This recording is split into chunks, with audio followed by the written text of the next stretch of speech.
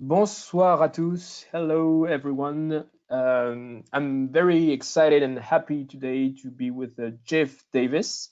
So Jeff Davis is with us from Chicago today. So for once, the webinar will be in English, but don't worry, you will have access to the replay of the webinar, and you will be able to watch it again after the initial diffusion.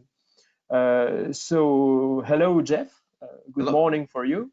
Yes. So Jeff, you are a keynote speaker. You are the author of a book called Create Togetherness about sales and marketing alignment. You also are the host of the podcast, the Alignment podcast about sales and marketing alignment. So can you tell us a little bit more about your activity, what you do, who you work with? Yeah, so you hit the nail on the head. Author, international keynote speaker, also a business consultant. And really what I'm focusing on is helping mid-sized B2B organizations strategically align sales and marketing to drive revenue growth. And I say all that to say, really, my job is to help the sales leader and the marketing leader understand how to leverage each other better in order to achieve their individual functional goals. All right, excellent. So thank you for being with us today. So you mentioned sales and marketing alignment, and this question, this subject of sales and marketing alignment really seems to be like a recurring topic. It's like we talk about it every year, every month, but it doesn't seem like we can find a solution about it. Nothing seems to change about sales and marketing alignment from my perspective here. So according to you, what is the state of sales and marketing alignment today at the end of 2019? Yeah, and I think it is different depending on the geography you're in, the industry you're in. But overall, I've seen more real conversations about the need for sales and marketing to align, which is great to see. When I started my work, there wasn't a lot of content around sales and marketing alignment. We didn't really understand what sales alignment really was and why we needed to. And so I think most businesses that have accepted that sales and marketing being misaligned has negatively impacts their business have gotten to a point where they're at least saying, okay, we need to have a conversation about aligning sales and marketing. Where I see the next opportunity is a lot of those same companies are being very tactical in their approach in aligning sales and marketing. I focus on the strategic alignment because I feel like that's where the real opportunity is. And so what that looks like is companies are buying technologies or maybe just having more meetings and calling it sales and marketing alignment. And while I think that's a great beginning step, when you really enmesh these teams together, you really have aligned strategies, aligned goals. All of that is we're all rowing in the same direction. So I've seen definite progress, but I think the next opportunity is to get us out of tactical alignment and really start focusing on the actual strategy and being aligned across both teams. All right. So according to you, where does this misalignment come from? This misalignment from sales and marketing, which really seems to be deeply enrooted in organizations. Say it one more time, I'm sorry. Where does this misalignment between sales and marketing come from? Yeah, it's because we don't know each other. Most salespeople, most marketing people have worked within their silos, for their whole career. When I talk to sales leaders and marketing leaders, majority of them have grown up within sales or grown up within marketing, and so we've gotten to a point where we recognize that we should have a better relationship. But what does that look like? And we know a lot about sales, we know a lot about marketing, but when you look at that weird fuzzy area between the two, we really don't understand what that looks like, that intersection between sales and marketing. So we've got to help leaders create a little bit more empathy on both sides of the fence, and then start talking about how do we actually change the sales and marketing relationship so that we see ourselves as one cohesive team, one revenue, I call it a revenue engine. And that is just a change in the way that we look at ourselves and the way that we look at our counterparts. Okay, so it's really like a problem. The root of the problem is understanding each other and knowing what the job of the other is about. You got it. When I talk to most revenue leaders, whether it be sales or marketing, it's not that they stereotypically don't want to work or don't like their counterpart. Now, I've come across clients that I've worked with that definitely is the case, and sales and marketing leaders just do not like each other. But more often than not, it's I would love to work with them, but I don't know what that looks like, or I don't know what to ask for, or what do we do? Where do we start? That's stereotypically where I find most people at. And so that's why I focus in my work of helping them understand, here's where you guys can benefit each other. Now let's talk about how we do this together and do it, do it differently. Okay. Okay. So, we have like about 200 people who registered today for this webinar. A lot of them are sales leaders or marketing leaders. So if I'm a sales leader or if I'm a marketing leader, what are the signs that I have a sales and marketing misalignment problem in my Yeah. organization? So I list a lot of them in the book. So this is what the book looks like: create togetherness. Um, but the main ones that we've heard time and time again, or are, I should say, poor quality leads from marketing. So sales complains all the time. The marketing leads they get are terrible. Marketing obviously complains on that there's no follow up on the leads that they send them. Also, a combative or a dysfunctional relationship between the sales and marketing leader. And those two things are different, right? Right. So let's just be really clear about language. A combative relationship is where we don't want to work together, we have conflict, and we just don't like each other.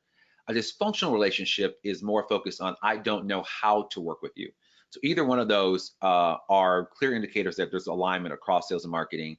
And then another one would be that sales and marketing don't share business intelligence. They don't share market intelligence across the aisle. So as sales learns things about the customer, there's not a way, there's not either motivation or there's not a way to share that with marketing. And then also too, and there's like I said, there's a full list and full checklist in the book. But another one people may see is that sales and marketing assess business performance using different metrics and different data. So those are just a couple of the top symptoms that you can look for in your organization if you're trying to determine that misalignment is an issue that we need to be addressed. Okay. Okay. So if sales or marketing leaders start to work about this misalignment problem and they start to do something about it, what are the big benefits they can expect from a better sales and marketing alignment? What does it mean to be better aligned? What does it bring to the organization in terms of results? Yes. So misalignment really is a cancer to the business, and it's a silent killer, because what misalignment does is it eats at the core of your ability to generate revenue. And so what you look at is CSO Insights has some great data that shows us that year over year, B2B sales reps are not hitting quota. When they started looking in 2014, it was 63%. We're all the way down now to 54.3% across all B2B industries. And so what the benefits or alignment is, it actually helps you to get rid of the wasted marketing spend and also the lack of sales productivity, because those are the two things that misalignment really are contributing to the organization. And again, we have to be really careful because we sometimes don't think about sales productivity and wasted marketing spend, but those things are really, really costly to the organization. And actually, we have data from a study done by Marketo and ReachForce that actually equate those two things alone to costing organizations upwards of $1 trillion, which seems like a lot. But when you think about all of those missed opportunities, and if we were to close that gap just by 1 or 2%, how much more productive we would be at getting customers, closing new business, and driving revenue. Okay, so according to you, this is one of the biggest issues sales and marketing organizations are facing at the moment.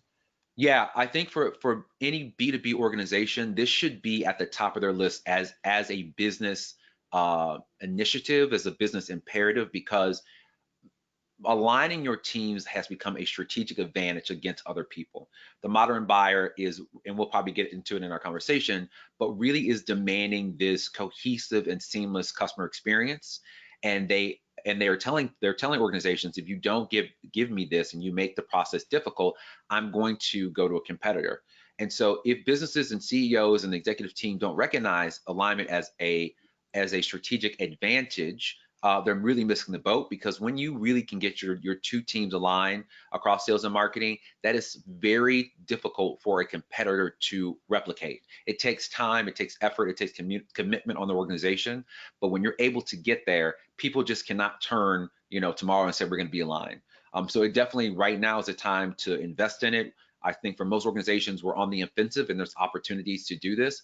But I think, as we get more and more, the modern buyer should say, gets more and more advanced, it gets more and more demanding, we have more digital transformation, you're really going to find your organization is going to be in a really, really bad position because you didn't spend the time necessary addressing the issue. Okay, so if I understand correctly, actually, sales and marketing alignment is all about customer experience, which is now becoming critical for more and more organizations in a world which is more competitive, faster, etc. Sure, and I would add to that, really, if you want to get to the really root cause, right? Like CS is really, really important about how we should think about aligning the teams. But what this is really coming from is digital disruption. This is really what is start and what the spark for this is. The modern buyer is empowered with more data than ever before, more information, more access to people and resources. And so what this has done, it's actually created information inequality for sales reps. And so information inequality is not necessarily a new concept. I don't think that we've really used it and used those terms before, but most buyers are coming to the conversations for the average sales rep much more empowered and they know more. And so when a sales rep comes to the sales conversation, it's only talking about features and benefits. The modern buyer is really saying, I already know all that. I searched your website, I looked at third-party sites, I Googled, I might even know about you by going on LinkedIn and know something about the sales reps. So we can't come to the conversation anymore with just, these are our features and benefits and have, value proposition statements. We really have to come with, insights about how our solution or product is going to help them achieve their goals. And we also need to have some knowledge about what they're going through and what maybe other customers that look like them, how they attack their problems. So that's where we need to change the conversation and really become trusted advisors and start talking about solutions versus features and benefits. So digital disruption really is the core of why sales and marketing more than ever before have to be aligned. Okay, so concretely, what does it mean to align sales and marketing? Is it changing some people? Is it adding new technology, changing the organization, adding new processes? What does it mean to align sales and marketing? Yeah, so really to get to strategic alignment, we've talked about it in the earlier part of our conversation. We have to get to know each other and understand how we benefit each other, and that happens on a leadership level. But more functionally, what I developed was I have my 3 pillars of alignment strategy. Alignment transformation, and it shows when you look at all the things that need to be done to effectively align these teams and transform them into what I call revenue engine. It bubbles down to 3 main pillars, and that's data, process, and communication. So this is more than just getting into a room and meeting more often or having outings. There has to be structure around this transformation because it truly is a business transformation, right? And so this is what I help a lot of clients understand is that we have to have aligned data across sales and marketing so that we're using the same data and the same metrics and we have the same view of the world. We have to create an end-to-end process where we can really start to understand how our buyers buy, why they buy, and that we can really orchestrate the sales and marketing interactions. And then thirdly, and maybe most importantly, is making sure we're communicating so that we really know what's going on with the market. Because a lot of companies, if you ask marketing one thing and you ask sales one thing, you're going to get 2 or 3 different answers, and that just can't happen moving forward. We need to be one system, one organism, one revenue engine. Okay, so can you repeat the 3 pillars? Data? Sure.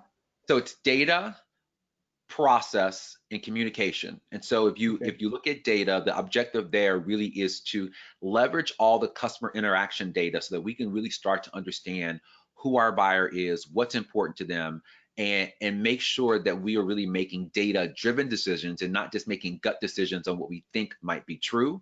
And that data needs to be aligned across both organizations so that we are seeing the same thing.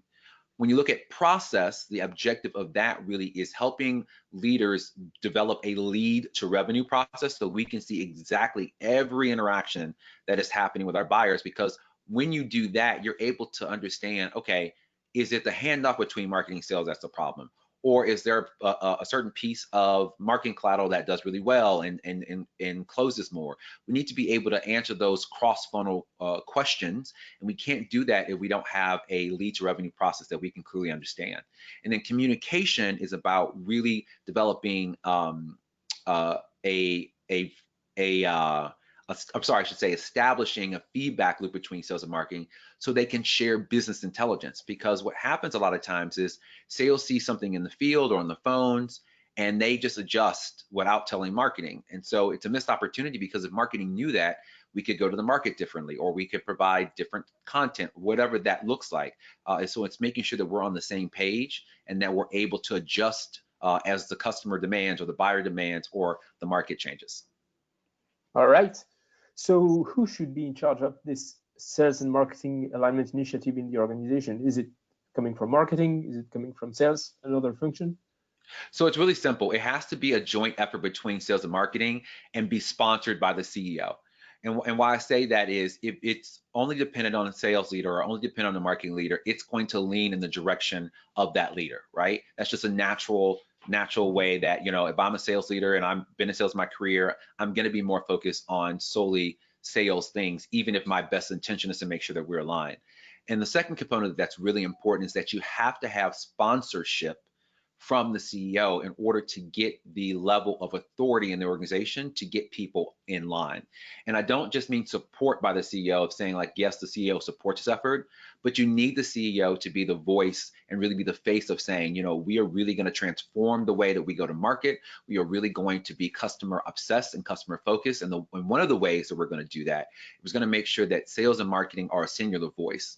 And when you get that kind of visibility in an organization, you really can get everybody in line. But when it just comes from a functional leader, it's not the same thing. So again, to your question, both sales and marketing should have a joint initiative on sales and marketing leaders, I should say, should have a joint initiative on this, and it really should be and has to be sponsored by the CEO of the business.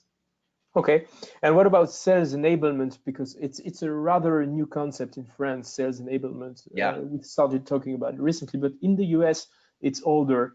So what is the role of sales enablement leaders in this process? Is sales enablement a new, more modern version of marketing, or is sales enablement in between the two? Is it helping the alignment? Sure. So my good friend, who's a sales enablement expert, Roderick Jefferson, with Roderick Jefferson and Associates, he always says that sales enablement is the translator of languages and dialects. I believe I got that right. If I misquoted him, I apologize. But he looks at it as like a hub and spoke model where sales enablement really is talking to every part of the organization and then reconfiguring that into sales language so that sales is getting what they need in a way that they can actually process and leverage, right? And so they're that in between sales and marketing that says, okay, marketing, these are the resources, the content. How do I serve that up in a way that sales can understand, can leverage, whether that be training or onboarding or whatever that looks like? Okay, this is finance. How do I translate all that? So that's really from what I've seen in my side of the fence, how sales enablement has been implemented into organizations. And so it can be a really challenging role because you have to really understand every function of the business, or I'd say every function of the business that touches the revenue process or the buying process, and then be able to translate that and move that and transform that into something that is easily usable by the sales team. So it is definitely a challenging role, but that's how I see their role being implemented in most organizations, and it changes. It's even though it's been introduced in the States a little bit earlier than in France and maybe Europe. I think that a lot of organizations are doing it differently, and a lot of different size of organizations are doing it differently. So there's no truly concrete answer to what a sales enablement professional would be. Every organization's kind of taking their own spin on it, but I think we're starting to see some solidarity on what it should be, but that's a work in progress. Okay, so what should be the starting point for a leader willing to start a sales and marketing alignment journey? Yeah, don't make it as difficult as trying to take on everything in the kitchen sink. One of the reasons I created the book, no pun intended, Create Togetherness, was I wanted to provide a strategic roadmap to help leaders be able to attack this. I feel like in the conversations I've had with folks, a lot of the reason that we stall on this transformation is that we just don't know where to start. And it can start as simple as sales and marketing leaders sitting down and having a conversation about how can we work together to improve the odds of getting more customers. And maybe that's even working on a marketing campaign together to make sure you get sales' input and make sure that sales is pulling through what you need.